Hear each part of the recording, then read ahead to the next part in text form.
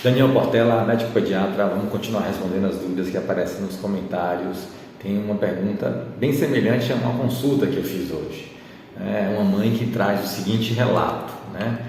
No vídeo que a gente fez, que tem título como Mãe que amamenta depois dos 2 anos. Tem leite, tem problema? Bem, essa mãe, que refere uma criança de 3 anos, ela faz o seguinte relato. Ela passa a noite toda no peito, doutor, como se fosse uma chupeta. E eu acordo de manhã, fico tonta, me sentindo fraca, né? Bem, a consulta que eu atendi hoje, uma mãe trazia um pouco semelhante a isso. Ela queria saber se era normal, se tinha algum problema para a criança.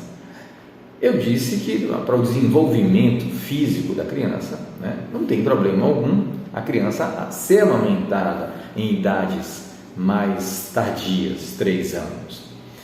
Para o sono da criança também não há um problema específico. Essa criança ela usa o peito para induzir o sono, para entrar em sono profundo.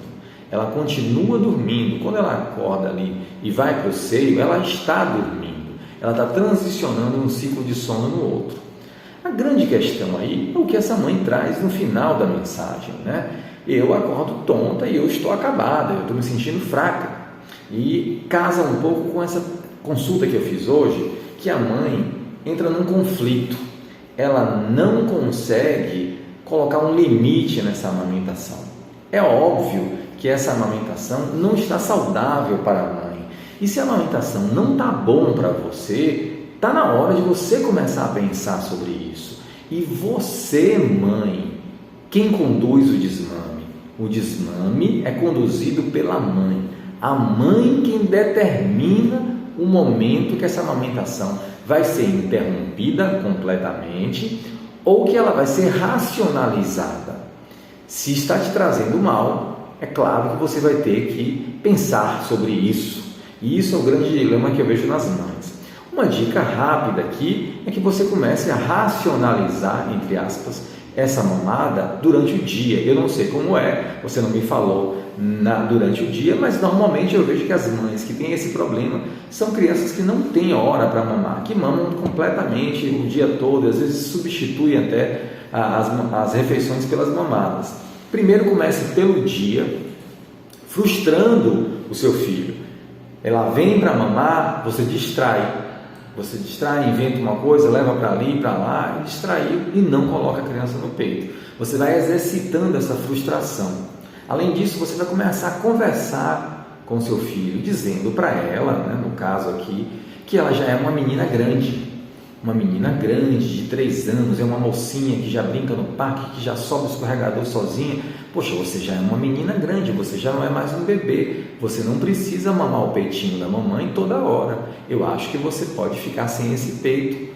E aí, aos poucos, você vai trabalhando a autonomia da criança e a frustração, sim. Só que se você decide fazer isso, se você percebeu que é o momento de fazer isso, é como eu costumo dizer sempre no consultório, tem que estar muito bem decidido. Não pode hoje você fazer de uma forma, aí amanhã você fica com pena e a criança vem qualquer hora e mama, ou a noite passa a madrugada mamando e você já tentou desmamar. Enfim, se você começar esse caminho, você tem que estar determinada. Fazer isso gradualmente, como eu citei aqui, começando pelo dia, mas não pode voltar atrás, porque a criança não consegue compreender essas oscilações, que um dia pode, outro dia não. Um dia ela é uma criança grandinha, que não precisa mais mamar toda hora no peito. Aí outro dia ela mama, a mãe cede, e isso causa um conflito na cabeça da criança, e é muito ruim para o desenvolvimento psicológico. Eu lembro de uma amiga psicóloga que ela diz, né, quem é que está se nutrindo desse peito? Quem é que está se nutrindo dessa relação? Será que é essa mãe que está se nutrindo dessa criança? Será que essa mãe não precisa às vezes de uma ajuda psicológica porque ela está num bloqueio de não conseguir frustrar o seu filho? E aí tem muitas coisas, né, gente? Às vezes a gente precisa, né, pedir ajuda. Essa mãe com dificuldade no desmame, muito eu percebo na minha prática clínica, né, e de acordo alguns psicólogos converso, são bloqueios, são dificuldades psicológicas dessa mãe que levam a esse comportamento da mãe entrar em exaustão e não consegue dizer não, não consegue conduzir esse desmame.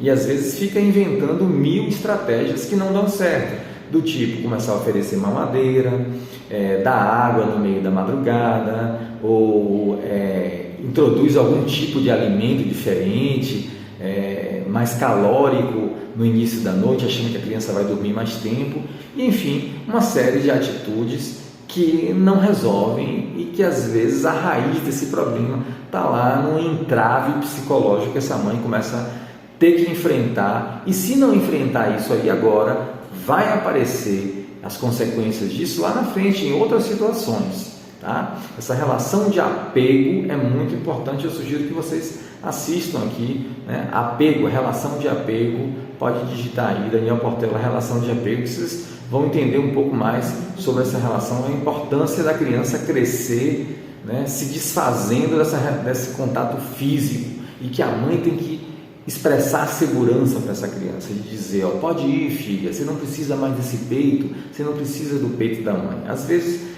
só o que está faltando é isso, tá bom? Se esse conteúdo foi relevante para você, se inscreve no canal, curte, compartilha, deixa nos comentários suas experiências.